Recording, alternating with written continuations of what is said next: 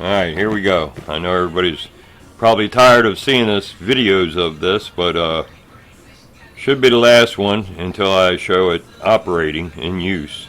But that's my blast cabinet, and I'm finally finished with everything, all the modifications I wanted to do. And the last piece that I just hooked up today was the air filtration. Get all the dust out of there so I'll be able to see what I'm blasting. When I bought one of those, they're called a dust deputy, and it's that little white piece of plastic there. Looks like a little cone. That's it right there. And that little piece of white plastic cost 50 bucks. 50 bucks. I couldn't believe it. Anyway, I just attached it to a chlorine bucket that I had because it's got a twist on top that actually locks in place. You got to push a button to unlock it and take the lid off.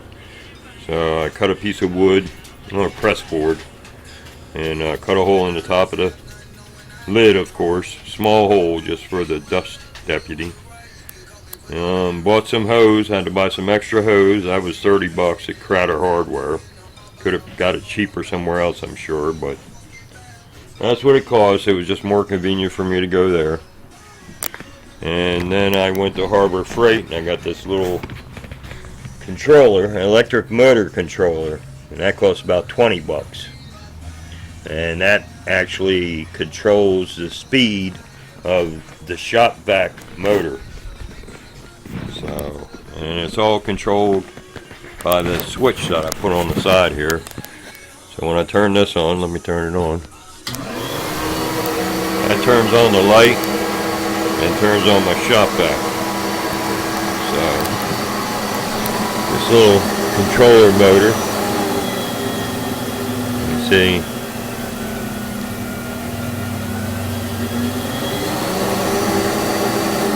and that's what that does. And the dust deputy, the idea behind the dust deputy, and it does work. I've seen some YouTube videos of it, and that's why I went in and got it. Rather than hooking up the shop vac to the side and every 15 or 20 minutes cleaning out the filter, because these things produce a good bit of dust. So that eliminates that. All the dust will go into the white bucket there through the dust deputy, and believe it or not, inside the shop vac and the filter of the shop vac stays nice and clean. So none of the debris from blasting gets into the filter. So I should be able to blast as long as I want and not have to worry about clogging up a filter. So that's pretty much it. Of course, I got my Hinge top there that I did. I really like that. And I built this little baffle to try to channel the suction to suck it out of the bottom rather than the side, so I won't lose so much media.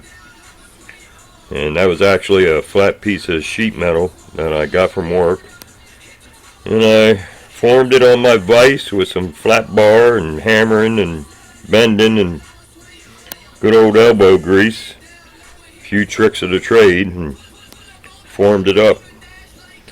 So that's that. I attached that today, just drilled some holes, added it on there with the, there of course is the light that I added. And you can see there, this this mesh here and rack was actually up here.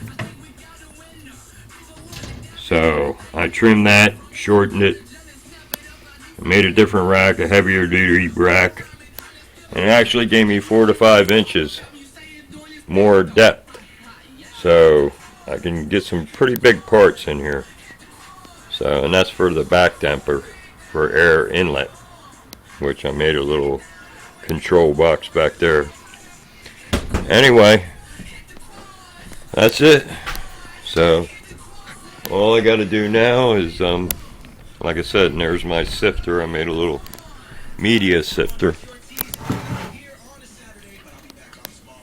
I have a couple buckets. Just put a piece of screen in there, cut out the top, and That way I can sift the media before I put it down in my blast cabinet. So anyway, that's the whole 9 yards. So I've done a ton of modifications. It should, I'm looking forward to start blasting now.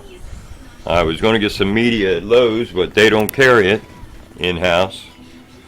So I guess I got to run all the way back down to Harbor Freight to get it there. But if I don't do it this weekend, definitely over the Christmas holiday, I'll be blasting. And then I'll do a video of before and after showing that.